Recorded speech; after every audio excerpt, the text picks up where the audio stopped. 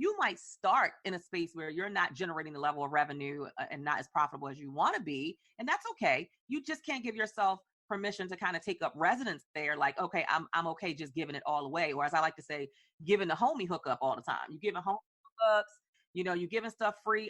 My expression is I am all out of free. Welcome back to the Balance Boldly podcast for ambitious women in business and a few brave men. I'm Naketa Thigpen, your host and balance and relationship advisor, partnering with you to change the narrative so we can amplify intimacy within and across your relationships, and you can have the freedom, flexibility, and confidence to thrive in work life and in love. How are you feeling, everybody? I know we're rounding out. We are at the end of season 19. Love and ... What's to come? Nobody knows except for me, because I already know all the awesomeness that's behind waiting for you right now and our guest.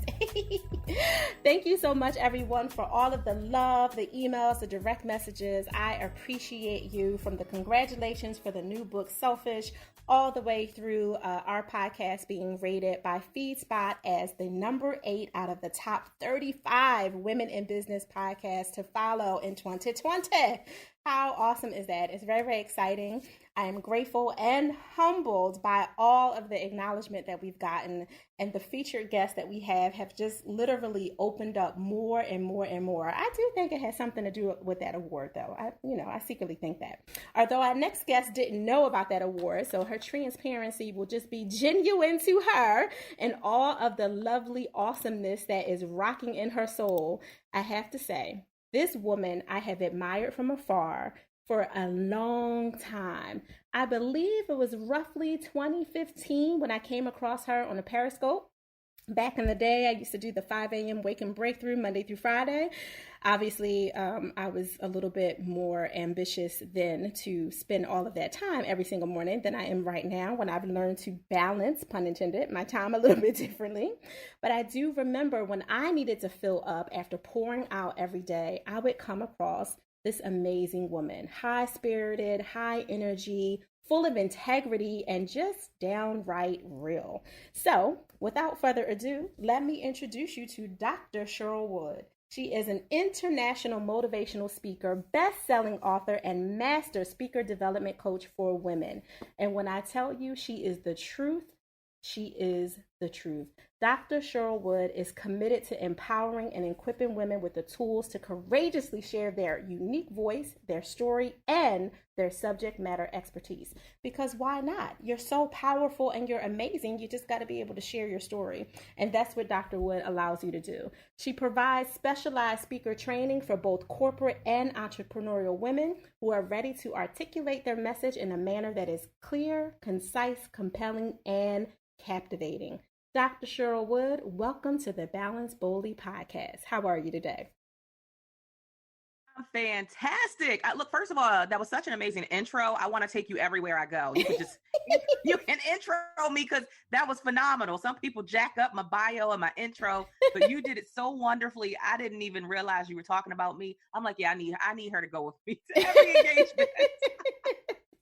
I would love to. I'll be right in the front like, yes, and welcome to the stage.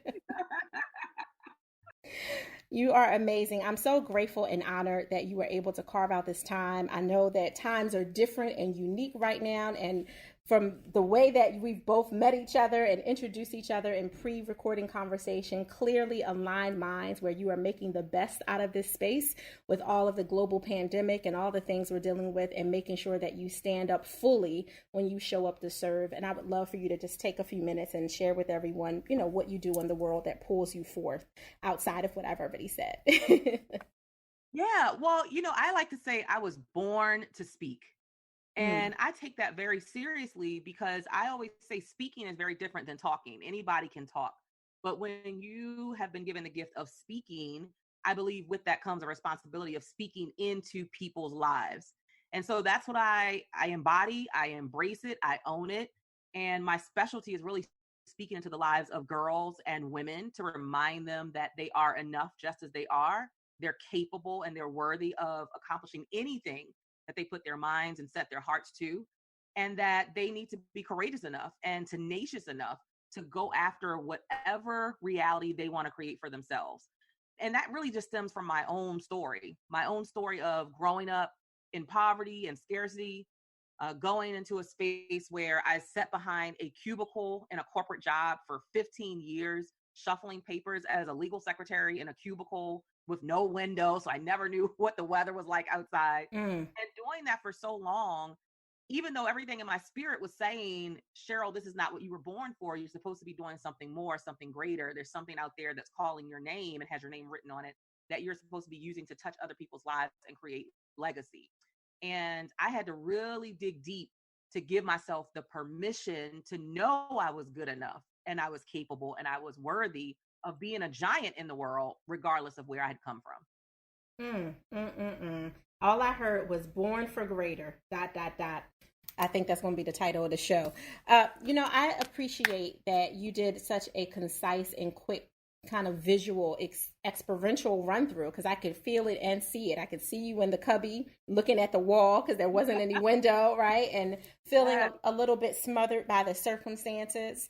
Especially, I do know with my own professional stalking of you that you are married and you have beautiful children. And so this wasn't just a decision that you could make for yourself to decide to go off and to explore the next level of yourself. There were consequences to that. If you walked away from your job, or if you put all your eggs in the basket of what could potentially come out of that when you have bills to pay and children to feed, and a lifestyle that you were creating and cultivating, as well as, trying to climb out of, right, from one layer of self to the next. So I really appreciate you saying that. That is extremely meaningful.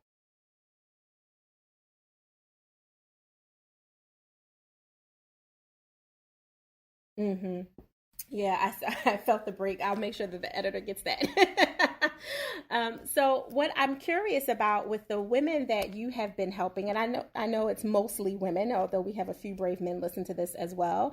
I know you have stood on stages all across this globe, literally, is both virtually and in person. And I know you've worked with big companies from NASA to, many different companies that I can't even think of, as well as, kind of bringing it down into these intimate, masterminds and speaker master level trainings that you've provided for other people.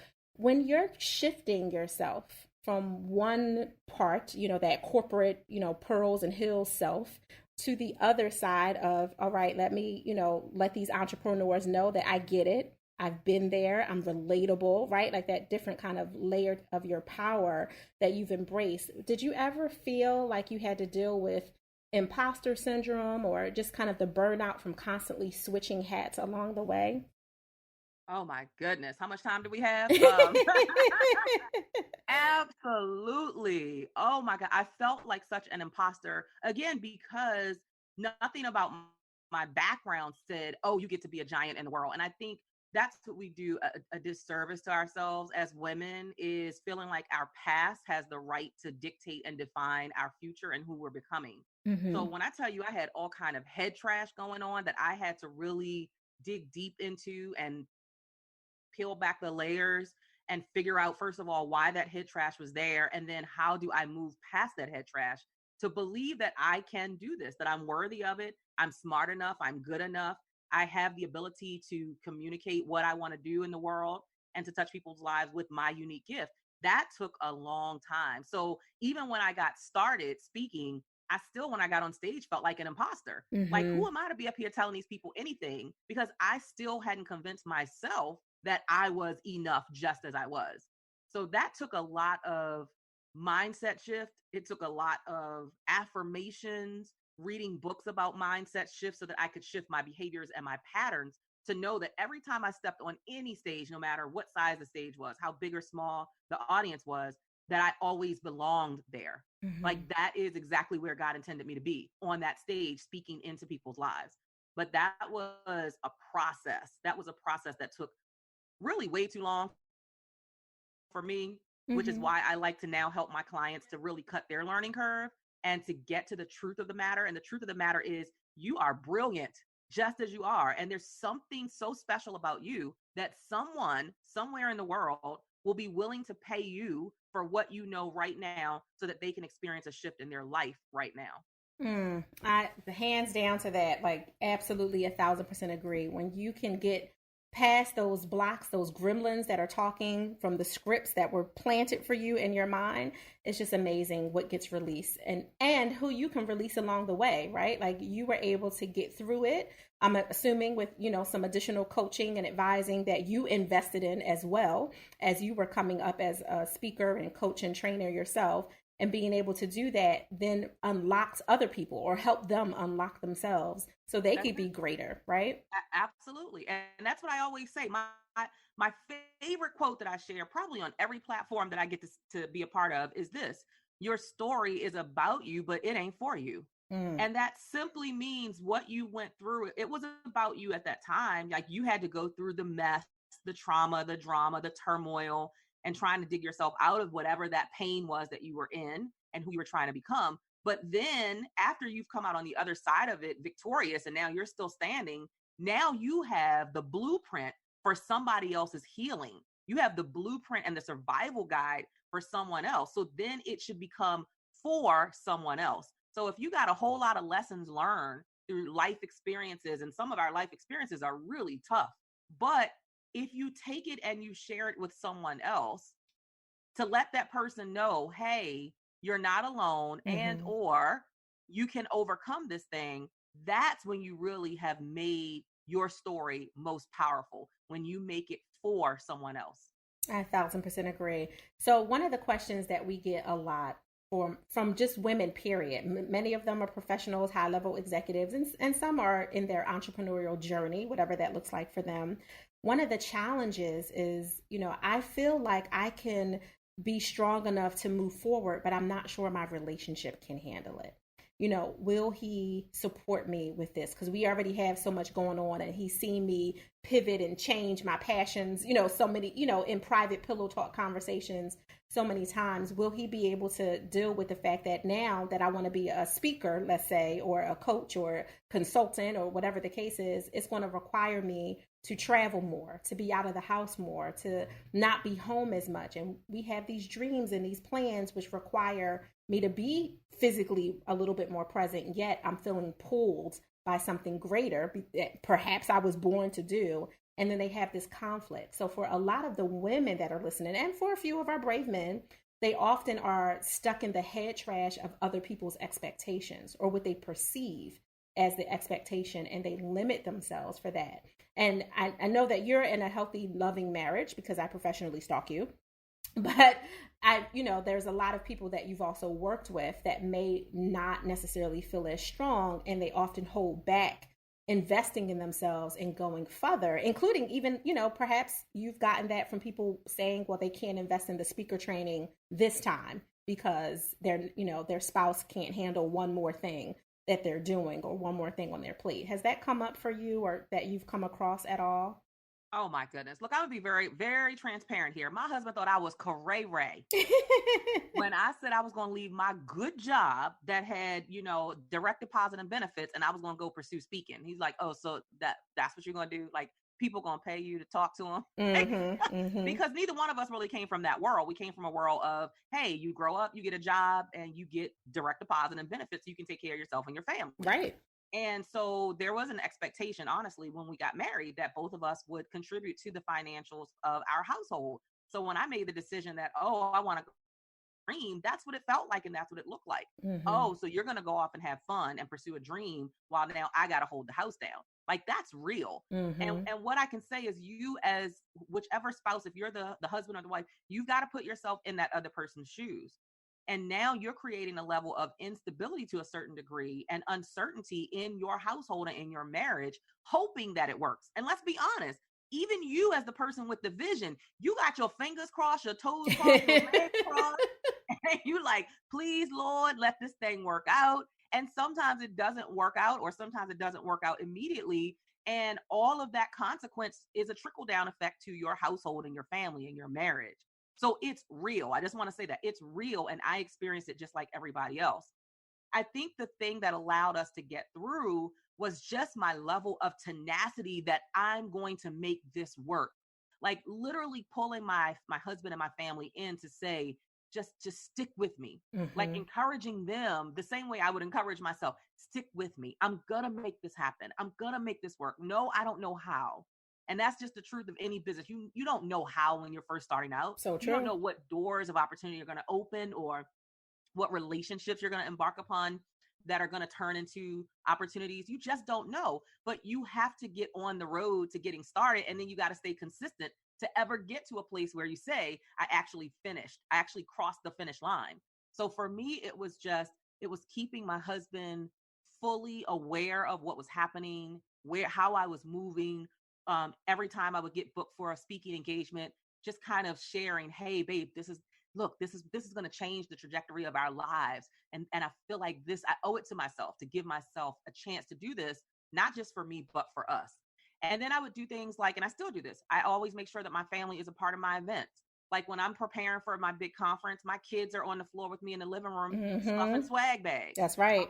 Is my personal delivery guy. He delivering all the boxes to the hotel and setting up. So I let them see just the whole experience of what mommy does, what wifey does. But then here's the other thing I let them see. I let them see the checks I get. I know that's right. Yes. Like, Come if on. you want to shut your husband up, your spouse up, especially husbands, show them a check. And so that means you have to be intentional about being profitable, not just passionate. That's a whole topic by itself. Yes, it is. But as women, especially, I'm talking to my ladies, my women entrepreneurs, like we have to become more fiscally responsible in our businesses and not just, oh, I'm so passionate about this thing. I love it. I'm giving it all away and not bringing any value and benefit financially back to our households, because that's when you're going to have problems. And that's when you're going to be facing divorce. But see, I was intentional about getting that ball rolling with becoming profitable so that my husband could see this is not just a dream. It's not just a game, but this is also a way for me to profit and for us to align ourselves with this thing called generational wealth that we can create for our children and our grandchildren. Yes, you took me back to one of your statements that you're one of the models that when I first kind of came across your brand was playtime is over. Do you remember that? Yes, playtime is over. Yes, you said, I'm not playing the game. And literally what you just said was, you're like, I didn't come to play. I came to serve at my highest self. And also part of serving is selling and making sure that you are paid your worth so that you can enjoy the life fully that you were teaching other people to do. And you were pulling in your husband and your kids the same way. You took me back, honey, like because that was years ago. And I remember that, like, yes, playtime is over. You are not playing. And I know it's still a core staple. You've just evolved, in addition to that. Exactly. But it definitely, is an anchor. And I agree with you when you're in that space of, oh, I just want to help. I want to help. Like, yeah, you want to help, but all your help is pulling you away from your first ministry, which is your family. And if it's pulling you away, you got to make sure that they can get something out of it. Like, don't say we can't go on vacation because mommy is out here doing an extra 60 hours a week and not being paid for it, and they can't enjoy their family time with you or, being able to be a part of the process. You took me all the way back. That was awesome. And I'll say this. I think that, yeah, absolutely. I think people need to understand that sometimes you start there. The key is you don't stay there. Right. You can't stay in that space of scarcity in your business. You might start in a space where you're not generating the level of revenue and not as profitable as you want to be. And that's okay. You just can't give yourself permission to kind of take up residence there. Like, okay, I'm okay just giving it all away. Or as I like to say, giving the homie hookup all the time. You're giving hookups, you're giving stuff free. My expression is I am all out of free. Yes. And I say that facetiously. Of course I do things that are free to people, but I get to choose the boundaries around what free looks like. That's right. You don't get to choose that for me. And so it is okay to start at a certain space where, okay, I'm trying to figure this thing out. I'm trying to get comfortable with selling. I'm learning, what sales scripting looks like. I'm like that. It's a process. It's a journey, but you just can't give yourself permission to stay there. So when I first started, yes, my family did sacrifice as much as I sacrificed. Yes. So no, we didn't go on vacation for like 5 years. I'm not even kidding you. We didn't go on big elaborate vacations. We, everything was pretty much, we cooked at home. It wasn't no eating out at the restaurants. It was a lot of sacrifice that trickled down to both my husband and my kids. But my God, when you stick with that thing because it's what you've been born to do, there is always a point where you come out on the other side. It's just like an airplane when it goes up in the sky, right? It's all that shaking and turbulence. And then you get up above the clouds and it's just smooth sailing. You're like, oh, I don't even feel like we moving at all because it's that smooth. And so there's always a tipping point and a turning point. And so once we came out of that tipping point and came into the turning point, now that's when I've been able to take my entire family with me to South Africa, yes, to Paris, France, to India, right? And the list just goes on and on. So there should always be a turning point where your business, it starts to take care of you the same way you nurtured it and birthed it and took care of it in the beginning stages. Absolutely. I used to say all the time, give, grow. Don't give, and go broke. Be very, very mindful about that, right? And you made such like valuable points with having a system and being okay with that. Being okay to be philanthropic through the way that you serve in the world, but being strategic about that philanthropy and not saying, well, everybody gets it for free because I just want to do it, or I'm afraid of charging, because that's the other side, right? Like not knowing your worth, being told that you're worthy of more, and then when you have an opportunity and someone says, well, what's your fee? And you get quiet. Right? And and then it turns into the not being able to say anything. And everybody comes from that place. I know I definitely did. I was gonna say, been there, done that. Yes. Been there, done that. Really, yeah. Yes. When I moved from being a clinical social worker and psychotherapist and decided to become an entrepreneur and gain a lot more skills to my toolkit and, open up a personal development company and go forward, I had the hardest time in the world. I literally pushed checks back across the table. Oh, well, we want to pay you for. I was like, no, I don't know about that, because I hadn't thought of a price point. I wasn't even sure that I could do that yet without all the bells and whistles and staples that I was accustomed to when I used to work as a part of a system versus being the one that now created the system. And that mindset shift in and of itself was very overwhelming for me and really difficult. So I definitely know. My husband used to come back to me and I'd be like, babe, we have all the opportunity off the hopium. You remember that, Dr. Cheryl? Yeah, because they said that, we should work together, in quotations. We should do that. There might be a possibility. And he'd be like, I don't want to hear nothing until that check is delivered and clears. Then we can have a conversation. Yeah, that's what our husbands care about. They care about the bottom line. Exactly. The bottom line. What's those numbers that you're bringing in? Oh, I love you so much. You're so in my heart's desire on so many levels. Like we just vibe in the same lane. Yes. Guaranteed. So I have a question for you. When you are not on these international stages and serving, whether entrepreneurs, organizations, the consulting work that you do, just showing up in so many ways, as well as for your family, your first ministry as well, how do you give yourself permission to pause?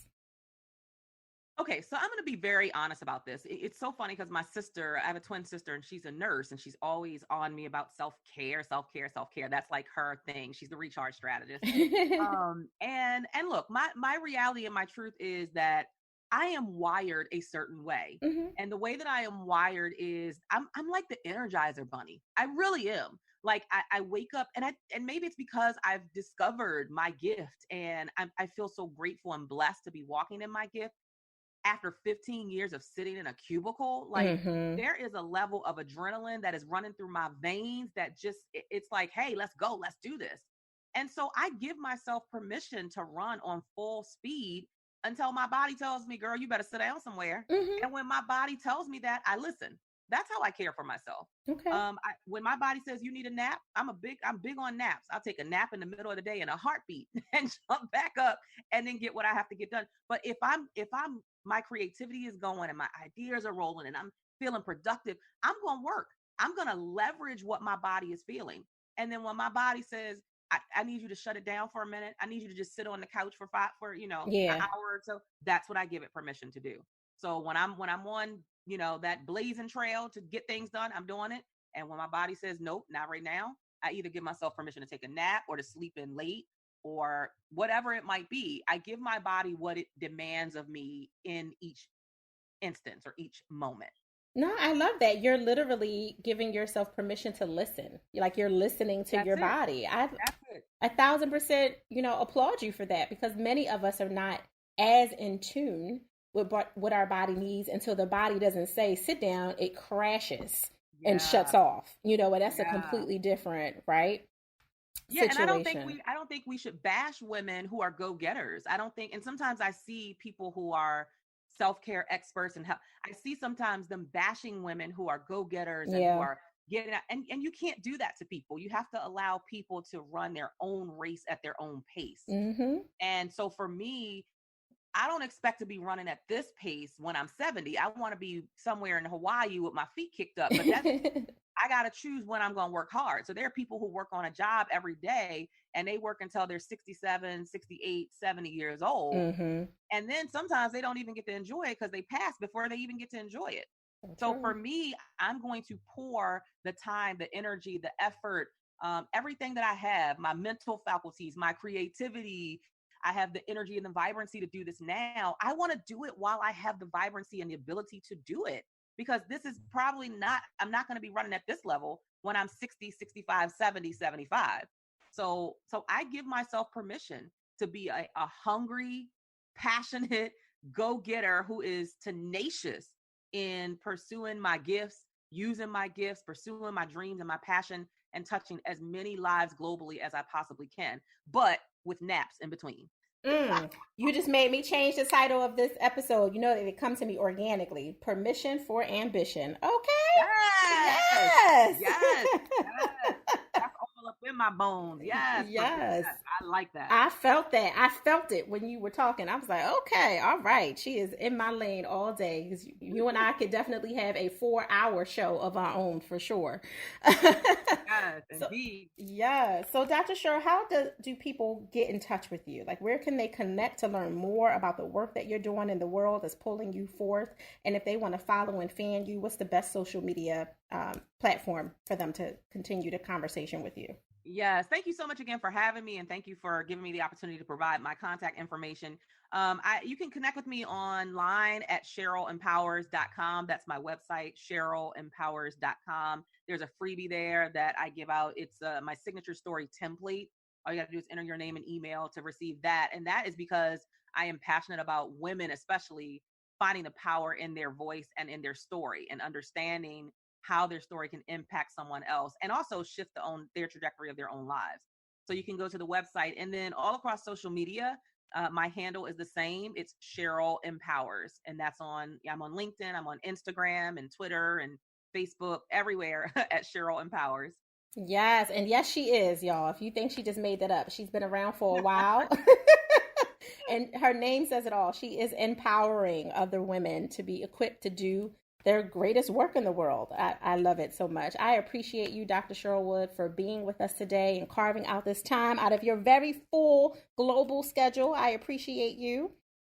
Thank you. I love what you're doing. Keep up the great work. Keep being a giant in the world so that you're creating an example for everybody else who's looking and watching and saying, wow, if she can, maybe I can too. Amen. I received that and I reciprocated. Thank you so much for that blessing. I definitely will hold on to that today. Thank you. You're welcome. Balance Boldly listeners, was that not a treat? Was that not the perfect way to wrap up season 19? Love, and we talked about everything from being born to do your greatest work to moving through this, letting go of the excuses of the things that are holding you back and making sure that you show up fully, that you serve higher and you charge your worth through giving yourself permission for ambition and to release your greatness in the world. Honey, I'm about to run around. All right. That was awesome. I honor you guys for carving out this time, distraction free, hopefully, from whatever it was that you were doing before you tuned in to this episode.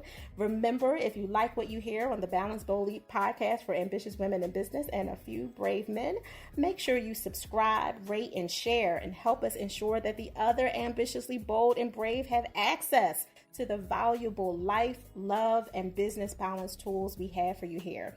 Connect with me at Ask Naketa everywhere, IG, Twitter, Facebook, YouTube, you name it. You can get me at Ask Naketa. And if you haven't picked up Selfish, Permission to Pause, Live, Love, and Laugh Your Way to Joy, pick it up. It's my survival memoir, my personal transformation story. It is not a step-by-step book. It is very much about giving you hope and healing by just opening up all of the back curtain of my transparency and everything that I've gone through. And I hope that it will inspire you to do the same. In the interim, go Create your balance and create your joy, but remember, do it boldly.